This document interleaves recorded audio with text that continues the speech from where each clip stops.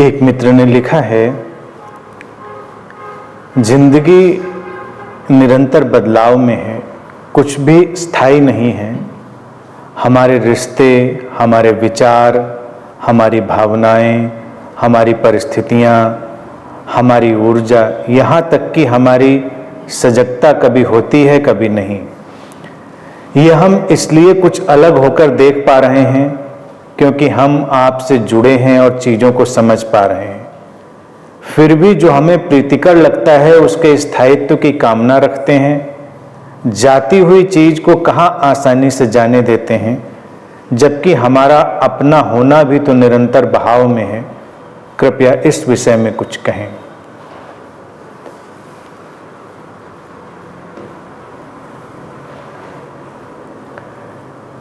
इस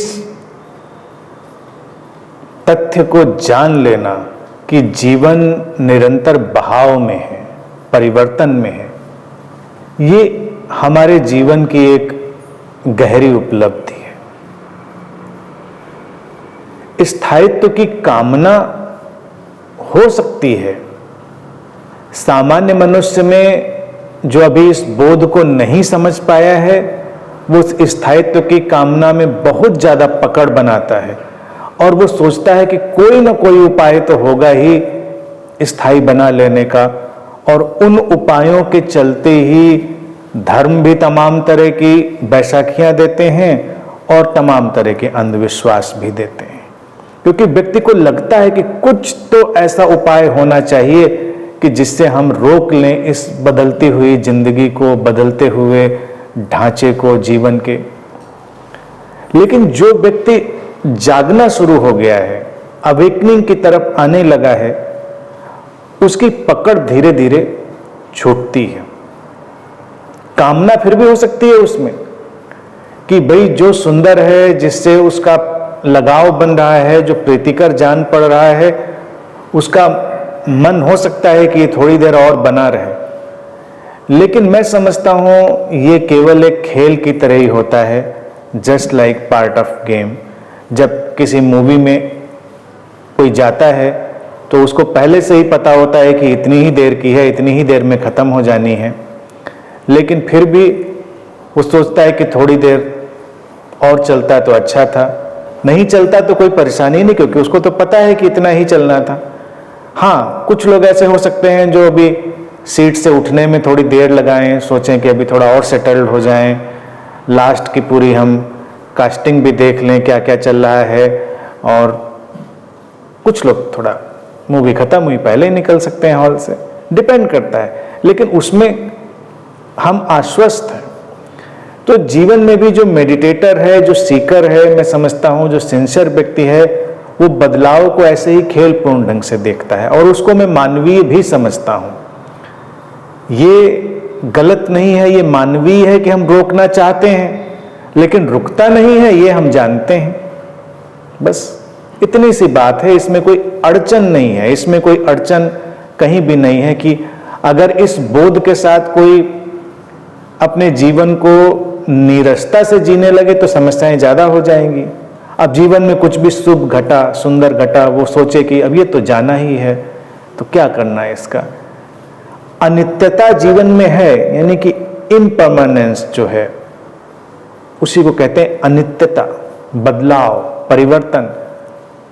लेकिन उस परिवर्तन को जानने के बावजूद भी हम जीवन का आनंद लेना, जीवन के रस में डूबना बंद नहीं कर देते। हम अपने शरीर को भी तो जानते हैं कि शरीर निरंतर बदल रहा है। शरीर की सारी जो कोशिकाएं हैं, सेल्स हैं, वो बदलती ही चली जा रही हैं। हर 7 साल में तो पूरा नया शरीर ही बनकर तैयार हो जाता है, नई कोशिकाएं आ जाती हैं। इस बदलाव को जानने के बावजूद भी हम अपने शरीर से लगाव रखते हैं और उसकी सार संभाल भी करते हैं, देखभाल भी करते हैं। तो ये तो नहीं कहते कि ये तो परिवर्तनशील है तो इसको जाने दो, क्या करना है इसका। कोई संबंध जीवन में आया तो वो एक फूल के खिलने की तरह है, वो एक हैपनिंग है, जैसे कोई फूल खिलता है, खूबसूरत है। जितनी देर खिला उतनी देर आनंद लीजिए, उसके साथ रहिए। जाएगा तो जाने दीजिए, जाने पर बहुत पकड़ मत बनाइए। एक मेडिटेटर, एक सीकर बस इसी अवस्था में आ चुका होता है, और जो पूरी तरह उस अवस्था में ठहर गया है उसी को इनलाइटनमेंट भी कहेंगे। यानी कि उस व्यक्ति के जीवन में एक किस्म का बोध, इनलाइटनमेंट घट गया है कि परिवर्तन का शोक नहीं करता, जानता है जाएगा, लेकिन जब है तब उसका पूरी तरह आनंद लेना वो मनाही तो नहीं है, उसकी मनाही तो कहीं भी नहीं है। और फिर जब कुछ लगे कि ये परिवर्तित हो गया है तो कुछ नया बनाने की, नया रचने की उसकी भी मनाही नहीं है। यानी कि संबंध हैं जीवन में, संबंध टूटें, बिखरें, मृत्यु हो, दुर्घटना हो, तो क्या करेंगे? हम संबंधों में जाना बंद कर देंगे, कहेंगे कि भाई ये तो ऐसे ही होता है, कोई संबंध टिकता नहीं, स्थायी नहीं है। अंधेरी रात पर दीवा जलाना कब मना है अंधेरी रात पर दीवा जलाना कब मना है। तो रात अंधेरी हो जाए लेकिन दिया तो फिर भी जलाते हैं, दिया बुझेगा, कोई दिया स्थायी नहीं है। और दिया बुझने के बाद ऐसा नहीं हम कहेंगे अब तो सारे दिए बुझ जाते हैं, अब तो जलाना बंद, फिर जलाएंगे। जीवन ऐसे ही चलेगा। बुझे हुए दियों पर शोक नहीं मनाएंगे, जो दिए बुझ गए उन पर शोक नहीं मनाएंगे। शोक न मनाने का अर्थ यह भी नहीं है कि आप उनको संवेदनशीलता से देखेंगे भी नहीं, वो भी मानवीय होगा कि आप बुझते हुए दियों को भी थोड़ी संवेदनशीलता और भाव से देखें, क्योंकि जाना भी शुभ है, आना भी शुभ है। आने का भी सौंदर्य है, जाने का भी सौंदर्य है। वसंत का सौंदर्य है तो पतझड़ का भी सौंदर्य है। शाख पर नई कोपलों का आना जितना खूबसूरत है, उतना ही पीले पड़ गए पत्तों का शाख से झरना भी खूबसूरत है। एक मेडिटेटर दोनों चीजों को देखता है, दोनों चीजों को बहुत ही खूबसूरती से वो एंजॉय करता है। जापान में पतझड़ का भी उत्सव मनाते हैं, ऑटम सेलिब्रेशन भी वहाँ पर मनाया जाता है। भारत में हम वसंत का उत्सव मनाते हैं। जापान भगवान बुद्ध की देशनाओं पर आगे बढ़ा और उनकी सबसे महत्वपूर्ण देशनाओं में अनित्यता की देशना तो थी ही। अब हम देखें कि अनित्यता की देशना हमको नीरस नहीं बना रही थी, इसीलिए उस देशना में पले बढ़े देश में पतझड़ का भी उत्सव पैदा हुआ। और देखने का नजरिया है, देखने की आंख है, आप देखें तो बहुत खूबसूरत होता है, और बसंत तो है ही है खूबसूरत। और कुछ मुल्कों में जहाँ पर पतझड़ का उत्सव होता है तो वहाँ कुदरती तौर से कुछ इतने खूबसूरत पेड़ हैं, इतनी खूबसूरत पत्तियां हैं कि एक बड़ा ही अलग नज़ारा पैदा होता है। लोग दूर दूर देशों से देखने इकट्ठे होते हैं उस पतझड़ को, पत्तियां इतनी खूबसूरत हैं, ऐसे रंग बिखर जाते हैं उन पत्तियों में कि देखते बनता है। लेकिन हम अपने सामान्य पेड़ों को भी देखें, जब उनकी पत्तियां झड़ती हैं तो वो भी कहाँ कम खूबसूरत होती हैं। इस दृष्टि से चलेंगे तो बड़ा अच्छा लगता है, फिर जीवन में कोई परेशानी नहीं होती। हम ऐसे ढंग से आगे बढ़ रहे हैं समाज में कि हर अच्छी चीज पर हम पकड़ बनाना चाहते हैं और हर जाती हुई चीज को हम भुलाना चाहते हैं या उसे इग्नोर करना चाहते हैं।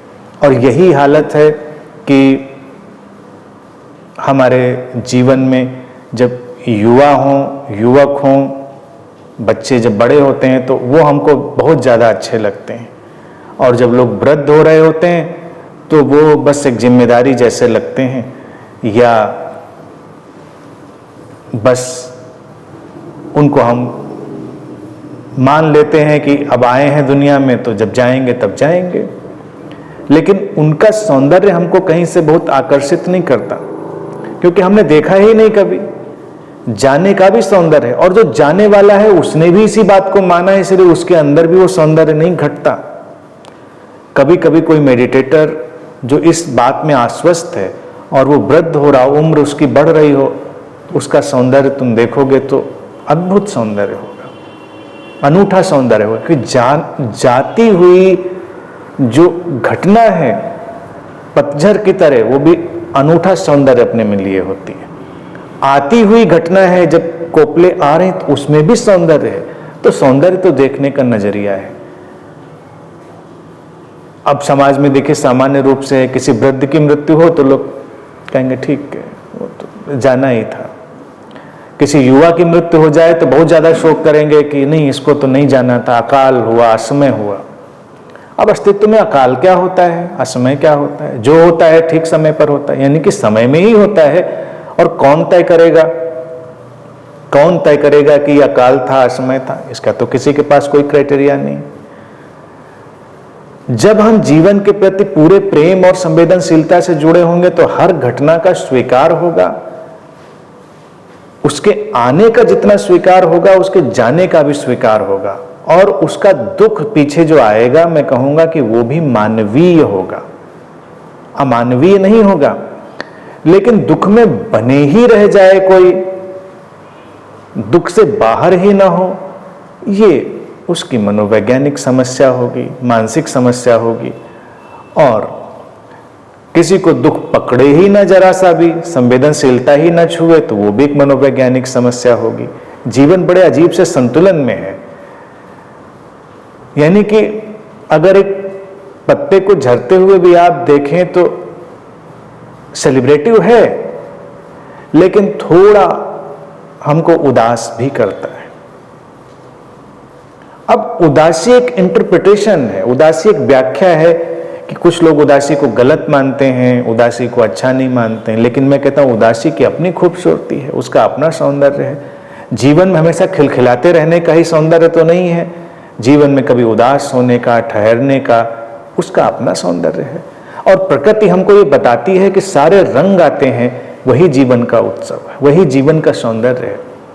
तो मेडिटेटर का जो एक खोजी है, उसका जो नजरिया है, मैं समझता हूं वो बड़ा सुलझा हुआ होता चला जाता है। धीरे धीरे वो समझता जाता है चीजों को, और बस अपनी पकड़ को बनाकर वो दुखी नहीं होता। जैसे कि वो ये नहीं सोचता कि ऐसा नहीं होना चाहिए था, ये आया था, इसको जाना नहीं चाहिए था, ये चीज नहीं जानी चाहिए थी, ये बात नहीं जानी चाहिए थी, ये बदलना नहीं चाहिए था। अब तो देखिए, आप लोग जानते ही हैं, कई लोग तो युवावस्था में बड़े सुंदर हैं, वृद्ध हो जाएं तो वो सदमे के शिकार हो जाते हैं क्योंकि शरीर बदल गया। दुर्घटना हो जाए, किसी की शरीर में कोई विकृति आ जाए तो व्यक्ति कितने अवसाद में चला जाता है, वो आत्महत्या करने तक की सोचने लगता है, क्योंकि कुछ बदला तो उसको लगता है ये नहीं जीवन चाहिए। अब कहने का तात्पर्य है कि आप कुछ अच्छा बनाने का भरसक प्रयास करें, करना ही चाहिए, हम करते ही हैं, फिर भी जो बदलना है वो बदलेगा ही, कुछ भी स्थायी नहीं है। तो उस घटनाक्रम को हमें देखना चाहिए अच्छे से, और वो हमको सेटल करेगा लाइफ में। अभी मैंने एक घटना पढ़ी, अभी किसी विदेश में, किसी धरती पर एक स्कूल में, शायद यूएस में ही एक शूट आउट हुआ था, जिसमें स्कूल के ही किसी लड़के ने ऑटोमेटिक या सेमी ऑटोमेटिक अपने वेपन से गोलियां चला दी थी, तमाम बच्चे मारे गए उसमें। तो जहां पर उसने फायरिंग करी और सब बच्चे मारे गए, उसमें एक 17-18 साल की लड़की जो थी वो बच गई गोलियों के बीच, उन लाशों के बीच। अभी कुछ ही दिन पहले, 2-3 दिन पहले मैंने ये न्यूज़ पढ़ी कि उस लड़की ने सुसाइड कर ली, आत्महत्या कर ली। और उसमें जो टर्मिनोलॉजी यूज थी कि वो सर्वाइवर डिप्रेशन से जूझ रही थी, क्योंकि वो सरवाइव कर गई अपने दोस्तों के बीच, जिनको वो बहुत चाहती थी, जिनसे जुड़ी थी। तो ये एक फिनोमिना भी व्यक्ति के मन में है, और तमाम लोगों के, इसलिए मैं इसको कोट कर रहा हूं कि आम जीवन में, घरों में भी होता है।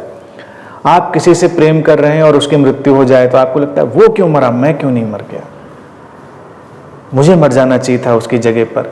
अब वहां पर शूट आउट हुआ, गोलियां चली, आपके क्लोज फ्रेंड्स मारे गए, तो उस लड़की को इस विचार ने पकड़ लिया कि मैं क्यों बच गई, क्या किसी और को नहीं बचना चाहिए था? यानी कि वहां तो कोई भी मर सकता था और कोई भी बच सकता था। ये बात भी अपराध बोध बन सकती है व्यक्ति के अंदर। तो तमाम लोग इस बदलाव से जब गुजरते हैं, मैं मृत्यु का खास तौर से कोट कर रहा हूं, तो उस बदलाव जो मृत्यु लेकर आती है उसमें तमाम लोग इस अपराध बोध से भी भर जाते हैं कि मैं क्यों सरवाइव कर रहा हूं। अब कर रहे हैं तो कर रहे हैं, जीवन का नियम है, जिसको रहना है उसको रहना है, जिसको जाना है उसको जाना है, इसका तो कोई गणित नहीं है। ये तो बदलाव है, परिवर्तन है, स्वीकारना होता है उसको। लेकिन ये अपराध बोध व्यक्ति को जब आत्महत्या करवा सकता है, तो सोचिए सामान्य जीवन जीने से तो पूरी तरह उसको क्रिपल कर सकता है, अपंग बना सकता है। और तमाम लोगों की जिंदगियां उसी में अपंग बनी हुई हैं कि वो ऐसा क्यों हो गया। लेकिन जो हो गया सो हो गया, और जो सामने है उस पर तो हम ध्यान नहीं दे रहे। यानी कि जो है अब तो उसको देखिए, जो है आपको तो उसको ही पूरी तरह जीना होगा, वही जीवन का सम्मान है। और साधक के लिए बस जो सामने जीवन है, जो उसके सामने जीवन है, वही सबसे महत्वपूर्ण है, और उसमें ही वो पूरी तरह डूबकर, पूरे सम्मान के साथ डूबकर जीता है। यही मैं समझता हूं किसी भी स्पिरिचुअल प्रैक्टिस की, ध्यान की सबसे महत्वपूर्ण उपलब्धि है, न कि कोई खास किस्म की आध्यात्मिक अनुभव की स्थिति, ना कोई मिस्टिकल एक्सपीरियंसेस की कोई व्यवस्था, वो सब बेमानी है। लेकिन जो इस अनित्य जीवन के साथ पूरे हार्मनी में, पूरी समस्वरता में, संतुलन में और पूरी सजगता में जीना सीखता है, वही सही अर्थों में ध्यानी है।